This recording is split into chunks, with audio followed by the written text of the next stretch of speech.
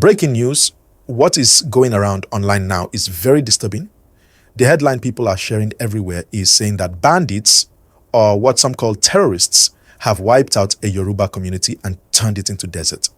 That headline alone will make anyone shake their head.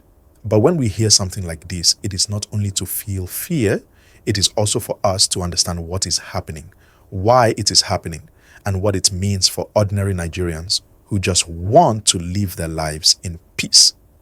Before I go deep, my people, please, as you are watching, remember to like this video and also subscribe to this channel so that you don't miss out when we bring you more updates and more stories about what is happening in our country. Now, let's talk real. You see, in Nigeria today, we are facing one of the hardest times when it comes to security.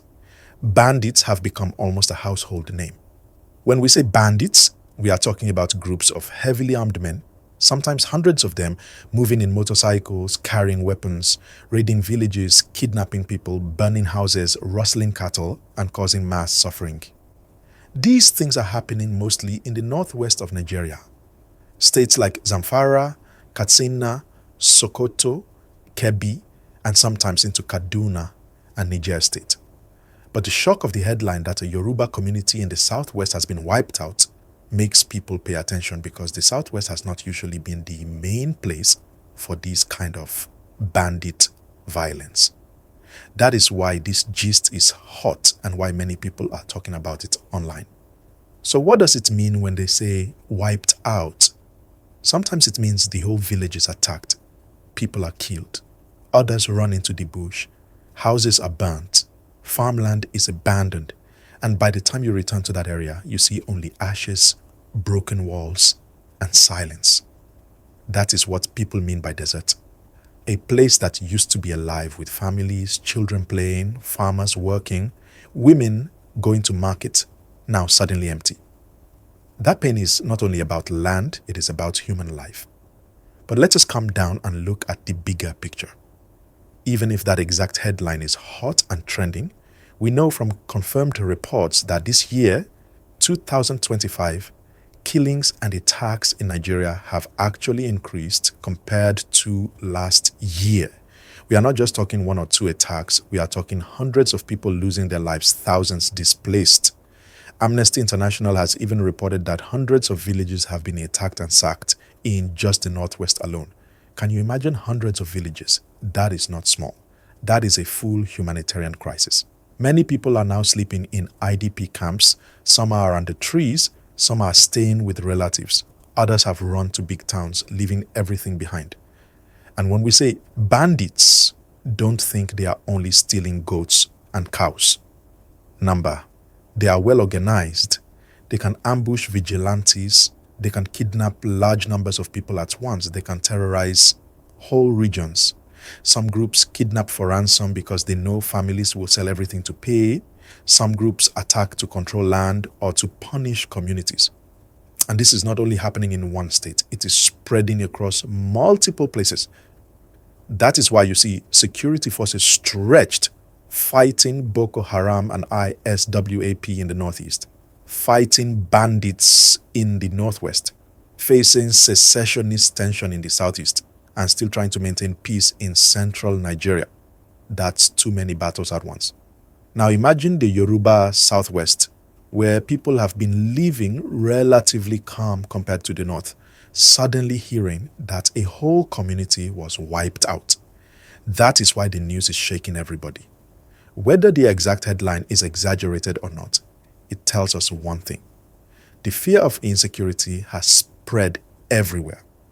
Nobody feels safe anymore, whether north, south, east, or west. And my people, if you are watching right now, don't forget, kindly like this video and subscribe, because we need to spread verified gist, not only panic headlines. Let's talk about what happens to families when these attacks occur. You are a farmer, you wake up in the morning, you prepare to go to the farm.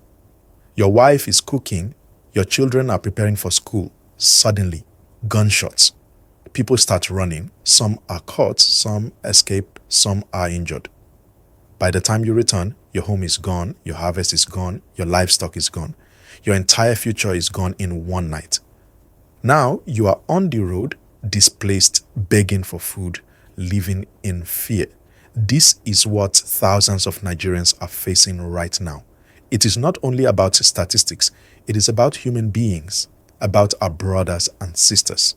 And let me tell you, some of these bandits are not only acting as criminals, they are also part of a bigger network of insecurity. And let me tell you, some of these bandits are not only acting as criminals, they are also part of a bigger network of insecurity. Some reports show that weapons are flowing across borders, that there are links with terrorist groups, and that the poverty in many rural areas is feeding this cycle. Young men without hope are being recruited. Ransom money is funding more weapons. The circle continues. That is why it feels like the more government tries, the more it spreads. But one thing that makes me angry is that often when these attacks happen, people share videos online without checking if they are real. Sometimes they even recycle old footage. This is very dangerous because it spreads panic. It makes people believe things that are not exactly true, and it can also make security worse. That is why in this channel, my people, I will always beg you, check your information. Don't just forward WhatsApp videos, always confirm. And as you are listening now, if you like the fact that we are breaking things down clearly for you, please just hit that like button and subscribe. It helps the channel grow and helps us reach more people with correct information. Let's now talk about the response. The Nigerian military and police are carrying out operations in many states. Sometimes they succeed, sometimes they even rescue kidnapped victims, sometimes they kill or arrest bandits. But the truth is, the challenge is bigger than the response. Because after one operation, the bandits regroup somewhere else. After one rescue, another kidnapping happens. It is a game of cats and mouse. In many areas, vigilante groups have formed to defend their people. But this is also risky because sometimes the vigilantes are outnumbered and overpowered. There was even a case where dozens of vigilantes were ambushed and killed. That shows how dangerous it is. And still, we must not only rely on military, there is also the humanitarian side. Families who have been displaced need food, water, shelter, schools for their children. NGOs and aid agencies are trying, but they cannot reach everywhere. In some IDP camps, children are not going to school, mothers are giving birth in terrible conditions, and the future is very uncertain. This is something we must all think about, because insecurity is not only about today, it is about destroying the future of tomorrow. Now, my people, if you are still with me on this gist, let me know in the comments what you think. Do you believe this headline about a Yoruba community being wiped out is fully true? Or do you think it is exaggerated? What do you think government should do more? Military action, dialogue, economic support, or international help? Tell me your views. And don't forget, like this video and subscribe so we can keep this conversation going. Now, let's talk about the roots of this insecurity. Many experts have said the problem didn't just start today. For years, we've had a mix of poverty, corruption, lack of opportunities, poor security presence in rural areas, and weak border control. These things combined gave room for bandits and terrorists to grow stronger. If a young man grows up with no school, no job, no hope, and then one day someone gives him a gun and promises money, he may join. And once he joins, the cycle continues. The ransom money they collect is not small. Imagine millions of naira collected from kidnappings. What do they do with it? They buy more guns, more motorcycles, recruit more people. It becomes a business, a criminal economy that is very hard to stop. Now, in this 2025, the level of violence has gone so high that even international bodies are sounding alarm. Reports have shown that the killings in the first half of this year are more than all of last year. That is shocking. It means that instead of reducing, it is increasing. It means ordinary people are the ones suffering most.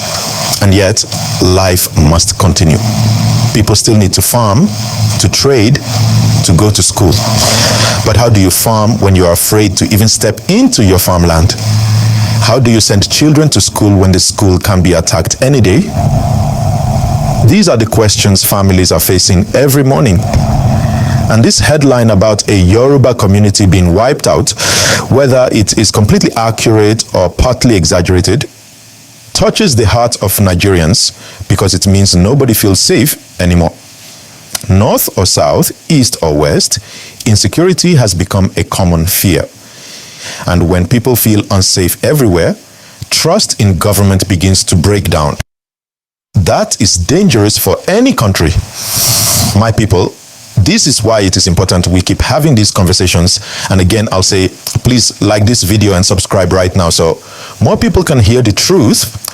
Let me also tell you about how communities cope.